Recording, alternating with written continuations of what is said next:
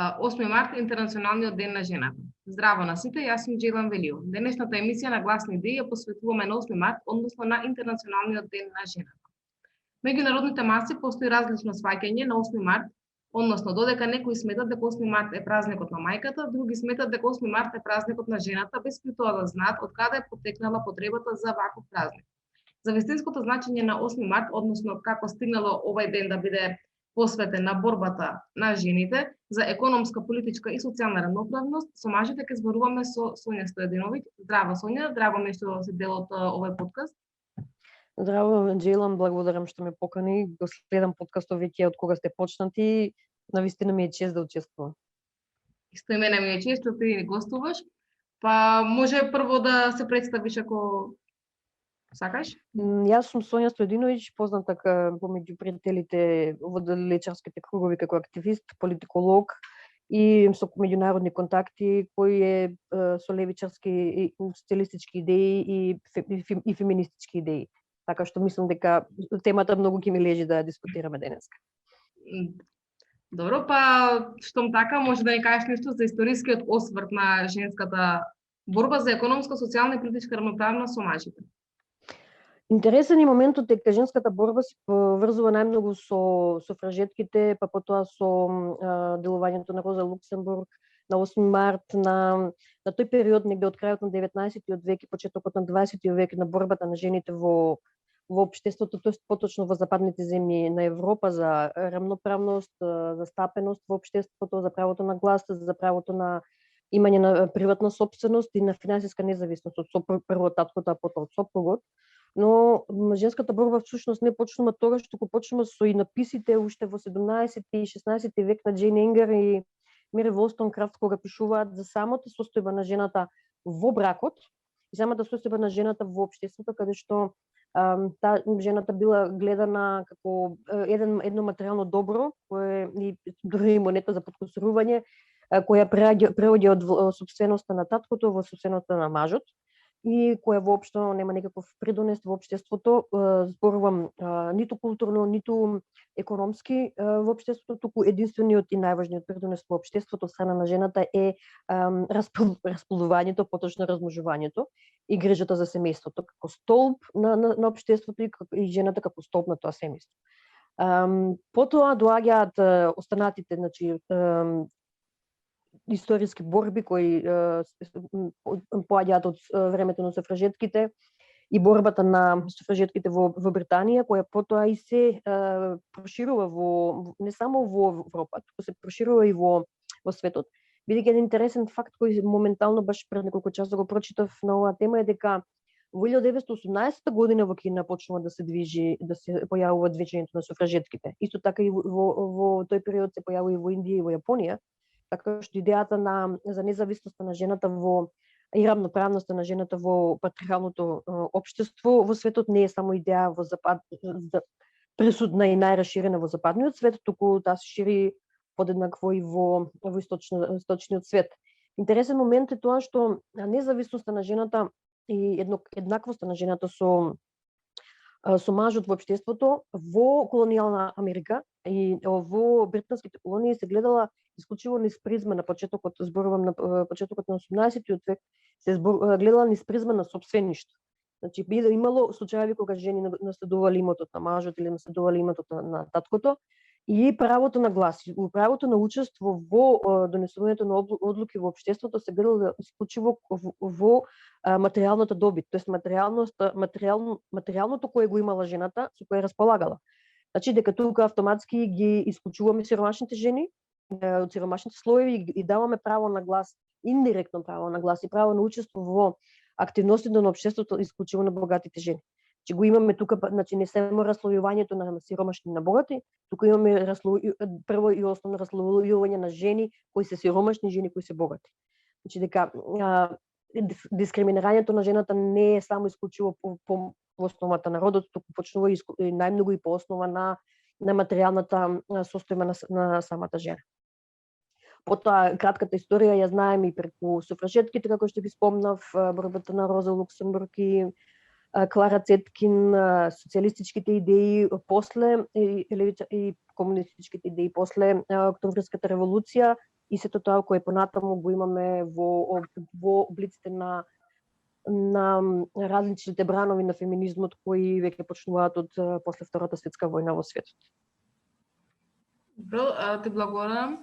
Околу значењето на 8 март, нели, кажаве во најавата, многу луѓе гледаат друго значење во 8 март, па според тебе на што се должи неинформираноста на граѓаните во однос на 8 март, бидејќи еве и во Социјалистичка република Југославија, ако не се лажам, 8 март бил државен празник.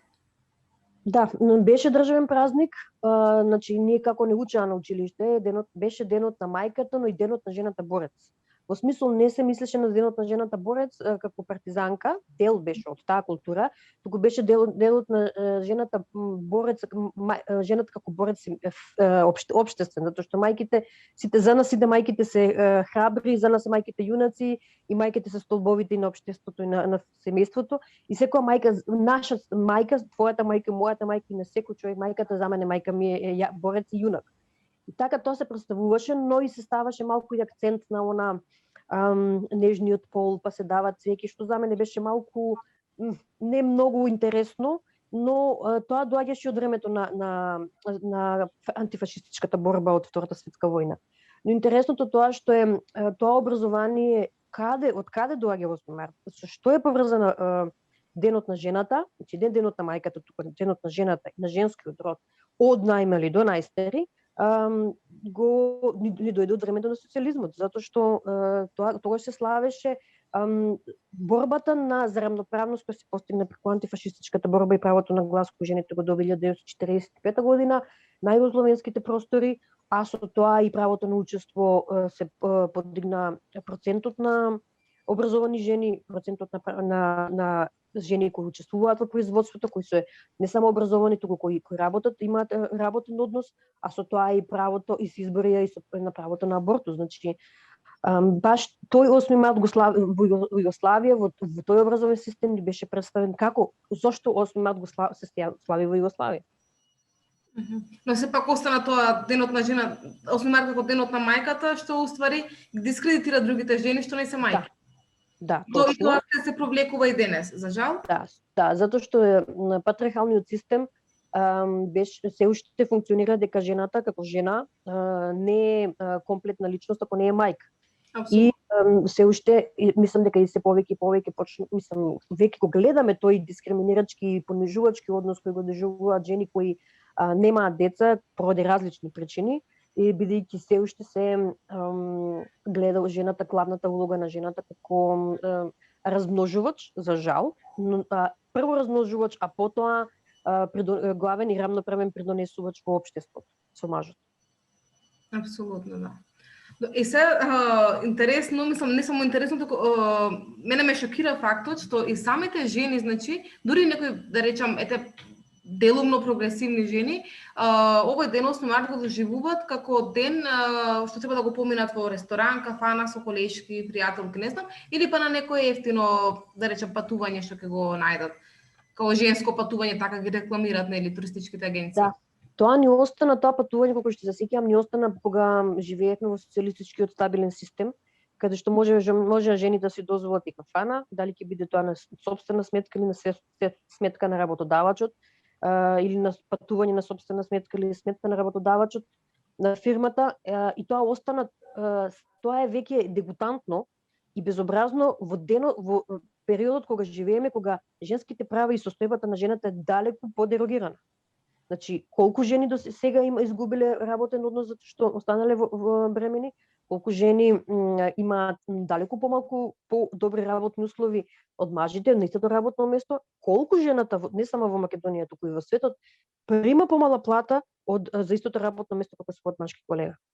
И кај нас има таа дискриминација, ќе ви кажам и последни податоци што ги читав. Еве Австрија, која е членка на Европска унија и која има висок стандард, се уште жената за истото работно место во државниот сектор и во во приватниот сектор добива 19,9%, скоро 20% помала плата за истото работно место како нејзиниот мажки колега. Значи, кога жените имале потполна заштита, не можам да кажам фактички ни потполна, висока заштита на своите права, зборувам за бременост, за вработување, за користење на право на одмор, за работни услови, за заштита на целиот репродуктивен систем, за сите женски права, во социјализмот тогаш сме можеле да одиме по кафани.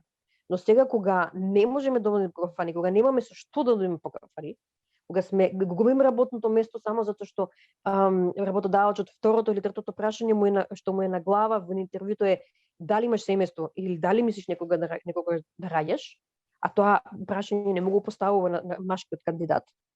Тогаш ние немаме зашто да не по кафан. Ние мораме да се бориме за тоа што ние го изгубивме од 1990 година наваму, а го добивме 1945. Таа стабилност која имавме во преходниот систем, поради која ние знаевме дека жената е борец и за која се изборивме и затоа доаѓа тоа жената борец, да се избориме да си ја вратиме, затоа што ја имавме, го достигнавме нивото и потоа го дерогира и го изгуби. Ова ме потсетува и на прославата на 1 мај, порано нели оделе на ливада работниците, но имале со што да одат, да одмарат, а денес уште одат на ливада, а наместо да протестираат. Така што истото се случува. Па да, како што реков, тогаш имавме со што да одиме, тогаш имавме и синдикални организирања во смисол на одмор и синдикална заштита, а сега луѓето губат работно место зарад организирање, зарад регистрирање на синдикат. Или зарад самата дискусија на работно место да се регистрира синдикат. Апсолутно, да. Добро, значи, без разлика на сите овие факти што ги спомена, денес сепак се сметат дека жената е целосно равноправна со мажите. Нели гледаме го собрание ке имало 50% жени овона. Значи, дали според теме денес жената целосно е равноправна економска и политички и во социјална смисла, или па тоа се сведува само на процентуалната застапеност?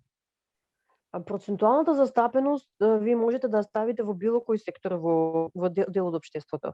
Но колку таа процентуална застапеност навистина ја отсликува таа застапеност на жените во целото општество. Значи ние можеме да имаме 50% жени во собранието. Но ако жените тие 50% гласаат за закон за минимизирање на правото на абортус или гласаат за закон на кој ги руши правата на работниците и правата на жените во работување, заштита на работно место. Кога вие имате законодавен дом со 50% жени, фигуративно зборувам, значи што би било кога носи законски мерки кои го намалуваат правото и го загрозуваат самата екзистенција на жената, ние не можеме да кажеме дека жената тука е равноправна. Значи, вие можете да ги ставите 50% жени во собрание, но дали ќе имаме ние 50% на вработени во приватна фирма жени? Или 20% на раководни места во фирмите? Дали без разлика дали се државни или приватни? Колку ние жени имаме во министерствата, тоест во владата како министерки? И не е секогаш за мене процентуалната застапеност еднаква на ефикасноста на таа процентуална застапеност. Јас ја гледам и ефикасност, ако имаме жени кои се само кукли за кревање на рака на гласање, на закони кои модат во прилог на капиталистите и на мажите, јас не гледам тука никаква равноправност со жени. Напротив, гледам дека жените ги оштетуваат самите жени. Затоа што таа парламентарка, пак зборуваме сега за една фигуративна состојба, има повеќе плата и поголема заштита од една текстилна работничка или од една чистачка или една жена која работи прекрајатно работно место. Така што и да имаме и 25% застапеност на жените, тие 25% во државните институции, во парламентот, во владата, тие проценти нас, ефикасноста на тие проценти нас ни кажуваат колку ние сме напред. Не самите проценти. Апсолутно, да, точно. Сега, што се случува со феминистичкото движење денес и дали во услови на капиталистички поредок феминистките може да издействуваат равноправност со мажите? Интересно прашање, затоа што капиталистичкиот поредок ни го со brainwashing ни го всадуваат од 1991 наваму, тоа што првиот brainwashing беше што им го направи на работниците дека тие не се работници, туку се идни менаџери на фирми. И со тоа им всади еден вид на срам од фактот дека тие се само работници. Втора работа е дека капитализмот толку многу бизниси ќе отвори, толку многу пари ќе имаме и дека сите ќе плеваме во пари, ќе се бидеме предприемачи без земење на предвид кои се тие жртви и кои се тие работни услови кои ги нуди тој неолиберален капитализам кој нас не го донесува после распадот на Југославија. Дали можат, на прашањето дали можат жените во капиталистичкиот систем и феминистичкото движење да се избори за правата на жената, прво треба да се тргне од моментот како на кој начин жената се експлоатира во рамките на капитализмот. Втора работа, треба да се погледнат жените помеѓу себе, затоа што ние имаме и ниска солидарност. Ние последни неколку години зборуваме за самата солидарност помеѓу жените. И дури имаме и на некој начин невидлива дискриминација на жени од една класа кон жени кон друга класа. Значи, жени работодавачи, жени од висока класа, жени кои уопште немаат никакви финансиски проблеми, кои гледаат малку дури со понижувачки став кон жените кои се со пониско образование или со пониски работни места и се помалку плати. Значи, ние имаме прво внатре помеѓу себе еден тип на автомизогинија, а потоа имаме и мизогинија од страна на системот, патриархалниот систем и капиталистичкиот систем. Значи, прво и основно и тоа веќе се работи малку тивко, малку израмежливо, но веќе почнува да се работи во Македонија на поттикнувањето на жените помеѓу себе, но и во рамките на и во како предприемачи, како работодавачи, но прво и основно мора да се смени тој тип на отсуство на солидарност помеѓу жените. Првото тоа што ни треба, а потоа да го однатре да го менуваме системот во поглед на заштита на работничките права, затоа што еден маж работник не ги има истите права, тоест потреби, ги има истите права, него не ги има истите потреби како една жена работник. И ќе ви кажам, има еден интересен момент за дискусија кој може да биде тема на разговор на некои други следни емисии. Во нашиот закон за работни односи, забрането им е работа и вработување на жени во рудници. Тоа, на пример, е забрането во Кина, но во други земји не е забрането. И тука се поставува прашањето, дали е тоа прекршување на правото на вработување или тоа е заштита на жената како еден организам кој не треба да влегува во рудар спокон. Јас сум зборувала со жени кои влегувале во рудар спокон, имам такви во семејството, мајка ми била во рудар спокон како металуршки инженер. Вика, не, тоа не е место, вика, за жена, бидејќи загадувањата се енормни. И ако жената сака утре да има плод, прашање каков плод ќе донесе. Значи, баш е тоа интересна тема, дали вие заштитувате жената со тоа што не ја давате да се вработува на такви различни работни места или го прекршувате правото на бирање на работно место. Може би го прекршуваме, затоа што таа треба да биде дозволено, пак зборувам фигуративно, што би било кога би било да биде дозволено да бира на тоа работно место, на работи, но да биде предупредена кои се последиците од тоа работно место. И на останете други работни места каде имаме животозагрозувачки ситуации или имаме како да кажам, висока токсичност која доведува после до им сами барање на бенефициран работен стаж и оштетување на долготрајно оштетување на организмот. И тука тоа е добра тема на дискусија. Но во рамките на капитализмот ние мора прво да го освестиме женската солидарност, затоа што мажите нема да бидат солидарни со нас. Тие може да бидат до одреден степен, но не може да бидат повеќе солидарни отколку што можеме ние помеѓу себе да бидеме. Добро, во Македонија уште постои, мислам не во Македонија, валјда во цел свет, поделбата на машки и женски професии. Пример во градежништво, јас не сум видела никој да работи жена. Точно, и, да. Хигиеничари тек допрва јас среќувам мажи хигиеничари во Македонија. Да, тоа сте си во право, но интересен момент има едно што во Србија јас запознав дечко кој работи како техничар за доење во породилиште. И тој е единствениот кој го работи тоа. И вика дека и ги одржува и вежбите и состаноците на трудници заедно кои доаѓаат заедно со партнерите за полесно преминување на трудничкиот период и полесен пораѓај. Така што тука веќе имате и влегување на машко е во, да речеме, исклучиво женска професија и од друга страна каде што треба да жените веќе да влегуваат и во градежништвото, тоа што го спомнав. Тука треба ние да се поддржиме едни со други. Значи стигмата, стереотипизацијата на машки и женски професии, тоа требаше да го надминеме уште времето на социјализмот. Затоа што порано ако немавме мажи кои ќе ги измија садовите или ќе ги сменеа пелените на своите деца, сега имаме. Но тоа се должи на долг период на зборување еманципација и натре семејна еманципација на прво во семејството, а потоа во општеството. Затоа што вие ако не добиете еманципација од семејството, малку потешко ќе се добие од општеството. Апсолутно. Но застрашувачки е фактот што некои, мислам, такви навики не се стекнаја во бившиот систем. Генерално мажите останаја со свест дека се мажи и дека со домашната работа треба да се бават жените, но нели тоа се пак некои недостатоци на Тука јас ги, да, но тука јас ги обвинувам директно жените, затоа што образованието на мажот доаѓа од мајката во тој поглед, значи третманот кон од родителите, третманот кон женскиот род и третманот кон и ставот кон домашните обврски. А потоа се префрла во машко-женските односи во партнерството. Затоа што ако тој на пример од својата мајка биде воспитан дека треба да ги извршува домашните обврски рамноправно за партнерот, а потоа добие партнерка, си најде партнерка која ќе го разгали, нема да го интересира да се врати на образованието, тоест воспитувањето од неговата мајка. Така што ние треба тоа да го продолжиме дома. Прво почнуваме фактички дома, а потоа продолжуваме во општеството. Да, ма зачарен круг е. И, пример, мајката во случајот, бидејќи е плод на тој систем, па така го воспитувала синот, па потоа синот така продолжува да живее. И мислам дека мора да има малку и системско влијание. Да, нели? Да, паралелно системско влијание. Еве, некои работи што ги знам од последно време дека почнат децата да ги учат кампања во основните училишта. Тоа знам за Скопје, не сум сигурна дека го има во другите градови, за образование на машките, на девојчињата, учениците за менструалниот циклус. И сега тоа е супер што дошле, но тоа треба да дојде од училиште, значи дошле представници на Always и им покажале девојчињата, држале часови за менструација, им покажале своите производи на Always. Супер, но дали машките биле тука? Но дали тие треба тоа да го прават или тоа треба да се учи на училиште? Што е тоа менструален циклус? Зошто секоја жена го има?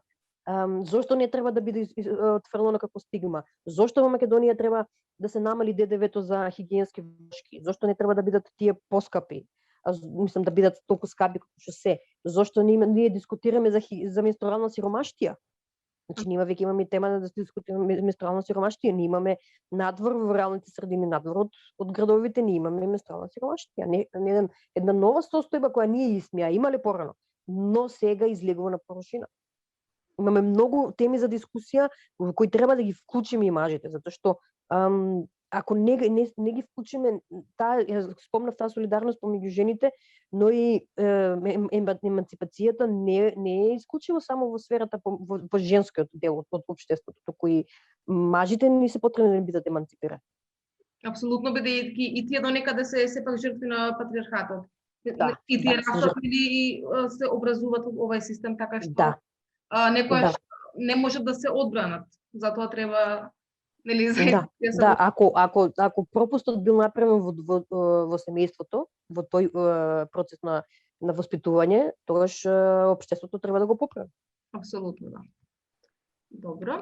Имам уште едно прашање. Дали класната борба воедно и феминистичка борба? Дали односно со класното ослободување на човекот како работник кога би се ослободил, дали тогаш би било ослободена и жената како работничка?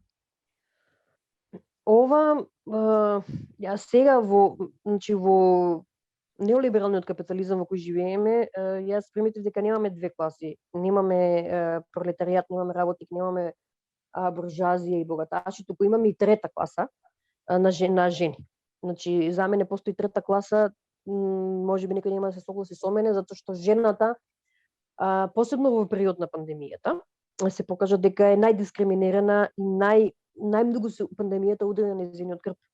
Затоа што статистиките во Америка, но и Македонија, ако се прочачка многу повеќе, покажуваат дека во почетокот на пандемијата во Америка, во Соединетите американски држави, да бидам поточна, најмногу работа изгубија хиспаноамериканките и црнкините. Значи, зборувам за жени кои не се бели и кои не се американки.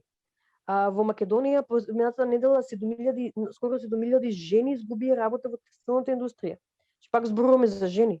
Колкав процент на жени изгубија работа, а колкав процент на мажи изгубија работа? Или пак се вратија во работен однос после временски период. Значи, ние жената, јас мислам дека треба да се третира како трета класа, најпонижена, најдискриминирана и најсиромашна. Затоа што ви имате не само класна дискриминација, класно осиромашување, затоа што жената работи, најчесто жените ги работат најмалку платените работни места, туку го имаме и системското уништување на жената со разни закони за ограничувањето на правото на абортус, разни закони за семејните односи, кај нас жените почнаа да се организираат и зборуваат за еднородителски семејства, нешто што го немаше ниту во законот за работни односи, ниту во за регулација на таа состојба, ниту во законот за семејство и законот за социјална заштита. Значи веќе имаме една трета класа која комплетно е најдалеку подискриминирана од мажите, дури подискриминирана од сиромашниот маж. Добро, Така што каде тука спаѓаат богатите жени во третата класа? Во третата класа за мене спаѓаат сите кои не се богати, сите жени кои не се богати, сите жени кои немаат право на пристап до еднакви права, до еднакви работувања, имаат право до пристап до финансии. Затоа што пак жената е посиромашна и плюс процентот на жени богаташи далеку помал во свет. Така што пак е жената која е дури малци го има пак жената, како што кажав на почетокот, се гледа низ призмата на богатството, затоа што во колонијална Америка таа што имала пари, имала имот, била повеќе уважувана, имала право на некое ограничено учествување во општеството. И пак денеска гледаме дека жената, таа која е дискриминирана, таа која нема основни средства за живот, таа која работи под платени плати и таа која фактички скоро сите жени освен во богатиот слој работат под платени плати, не примаат иста работа за иста плата за истото работно место. Така што јас го гледам тоа како веќе се од кога се повеќе зборуваме за разните видови на дискриминација на жената, подлажување во капиталистичкиот систем и со сето тоа што пандемијата го извади, жената за мене веќе почна да биде сосем една трета најзагрозена класа. Да, имаше, мислам, и податоци дека и семејното насилство пораснало за време на пандемијата. И мислам, други, нели, цела домашна работа паѓа на грбот на жената, па и одиње на работа и се... Значи, жената е едукатор, уствари професор, наставник на некој начин, или дома ги обучува и децата, особено сега со онлайн наставата, и се грижи за хигиената на домот, плюс треба да оди на работа. Па види, тука е тој момент на, како што го дискутиравме преска за домашните обврски. Значи, кога ќе рече јас си помагам на жената, мажот вика јас си помагам на жената. Не, ти треба рамноправно да учествуваш. Затоа што тој простор вие рамноправно го делите. Добро, јас доаѓам од семејство кај зашто работите беа поделени без никаква дискусија. Ќе зборувам за 3 генерации од дедо ми, од татко ми, од брат ми, но ваквите изјави сум била сведок и на интересно и на такви патриархално мизогинистички изјави од левичари, дури и до хомофобни изјави и до мизогини коментари и до мизогини вицови од страна на самодекларирани левичари. Значи, тука гледаме голем потреба на еманципација на целиот машки род кој може да се декларира како најпрогресивни на левичарски, но тоа ако не го видиме во пракса, може само да биде декларативно, ништо повеќе. Значи, голем труд ни останува и нас жените тоа да го направиме, но и тука би ги повикала сите мажи кои се свесни за токсичната маскулините и за тоа погрешно патриархално воспитување од дома или од општеството, било каде му е наметнато на мажот, затоа што и мажите викаат јас имам чувства, јас имам емоции, јас имам потреба да плачам и јас имам момент кога кажам дека сум психички уморен и дека не можам да бидам нон-стоп јак.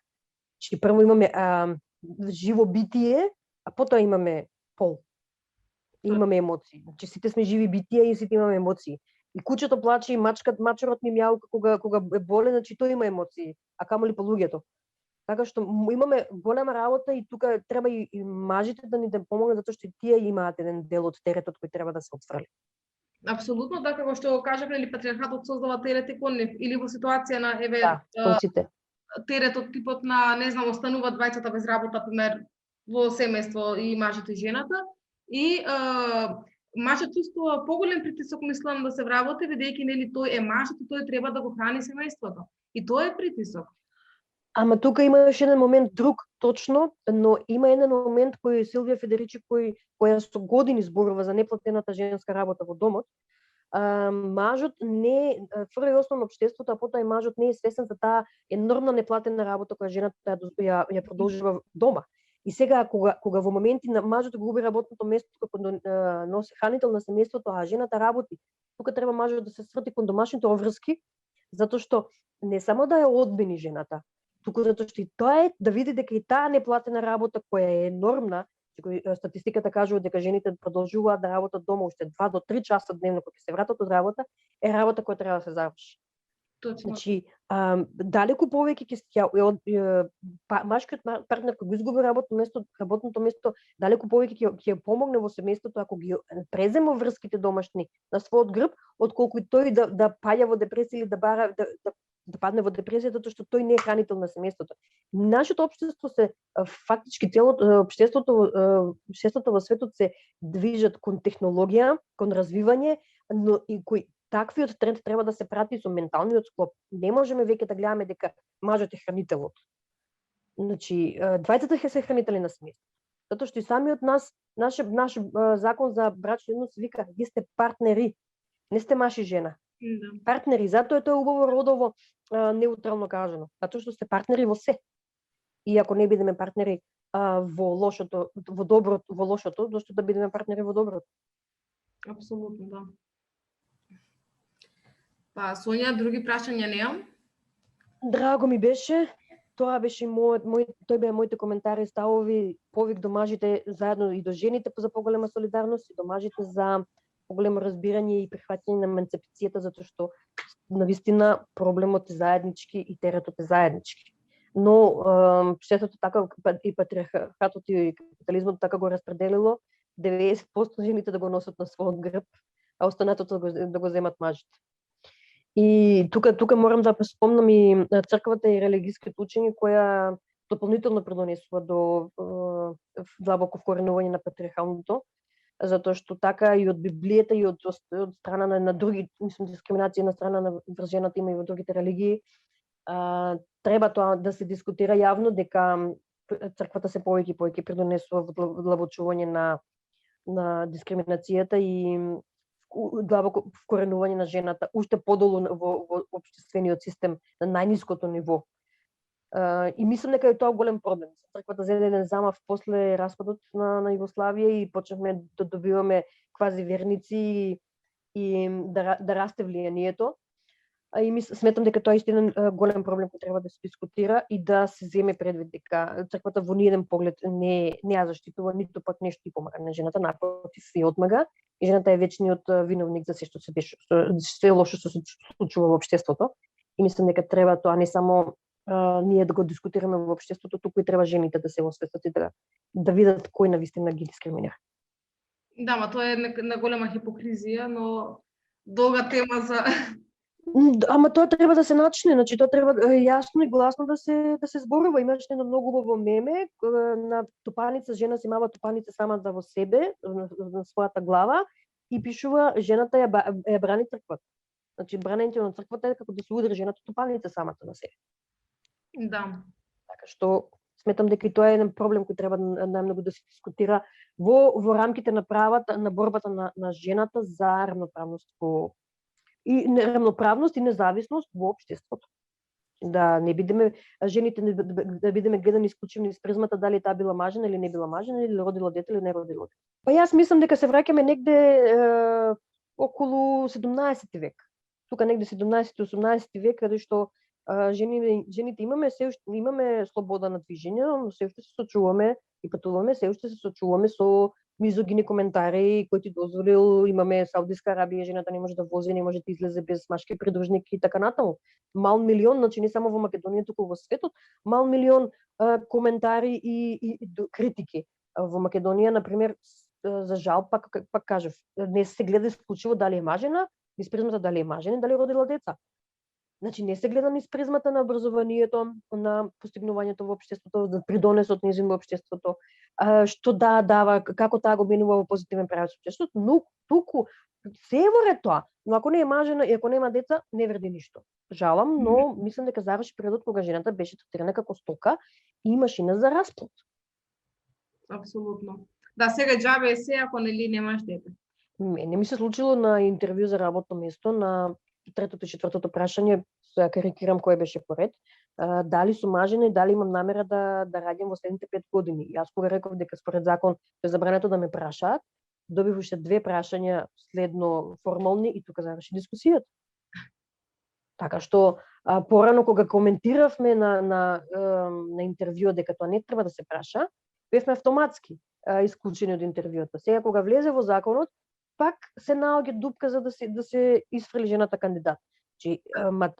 Дури има и истражувања кои сега докажаат дека алгоритмите за вработување во Силициумската долина во Калифорнија автоматски исклучуваат CV ако пише female во CV-то.